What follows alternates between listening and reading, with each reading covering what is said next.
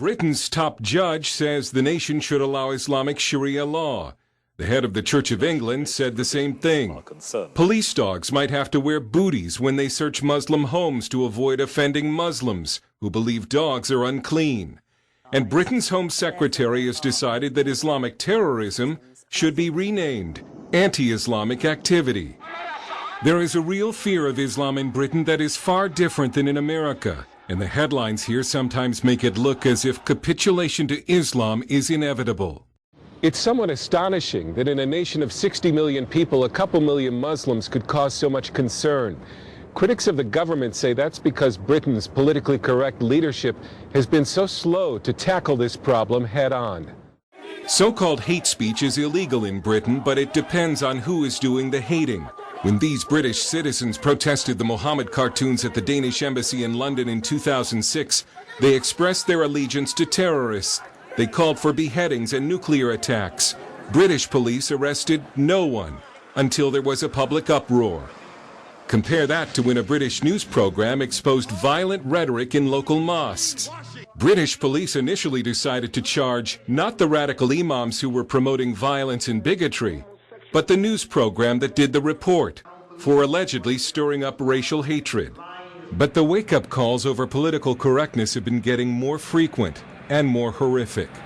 It could be argued that Britain's commitment to ethnic diversity cost this woman her life.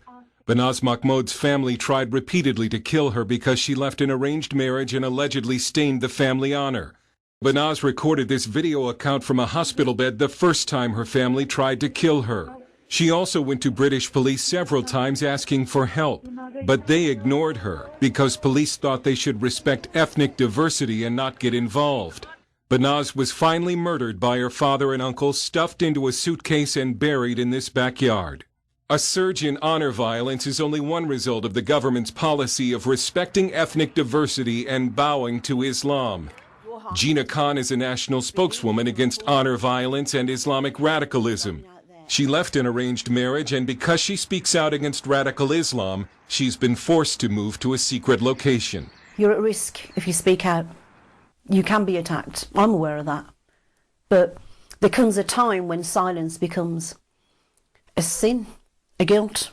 I spoke out because I believe that the people in the community that I moved out of are in denial about jihadism, yet it's happening all under their noses. In fact, I think people know what's happening. When former drug dealer and now born-again Christian Paul Ray wrote in his blog that the Muslim drug gangs in his hometown of Luton were savages, he was arrested on suspicion of a hate crime. It's okay for the Muslims to do what they're doing and no one arrests them, but then if we start saying and disagreeing with what's actually happening, you know, we're breaching community cohesion and we get arrested for it. It's just how things are now in this country. If we speak out or say anything against the protected species, Islam and Muslims. Paul Ray fled Britain after this interview because of threats against his life from Muslim gangs. Whole sections of Britain are now considered dangerous no-go zones for non-Muslims. Sally McNamara is at the Margaret Thatcher Centre for Freedom at the Heritage Foundation. When you have a government who is so hampered by political correctness that they're unwilling to assert national values of tolerance, of rule of law, of human rights and women's rights and that sort of thing, then you're creating mixed messages where you're saying the extremists can flourish. We have a hornet's nest of Islamic extremism in Britain, which we are trying to combat on a counter-terrorism and counter-radicalisation. Stephen Gash helps lead a grassroots group called SIO, Stop the Islamization of Europe, which has a chapter in Britain. They're discriminating against the majority people in Europe now in favour of the Islamists and Muslims.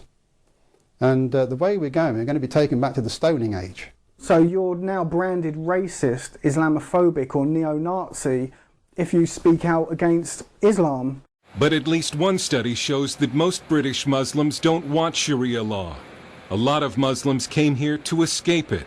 Yet it might be foisted on them anyway by political leaders. Wherever there is this same sort of ideology and mindset, there's now more polygamy in our communities, there's more domestic violence in our communities, there's more forced marriages, and there are more honour killings now. It's clear that multiculturalism and political correctness have backfired badly.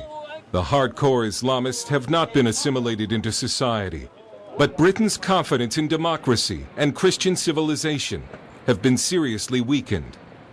Dale Hurd, CBN News, London.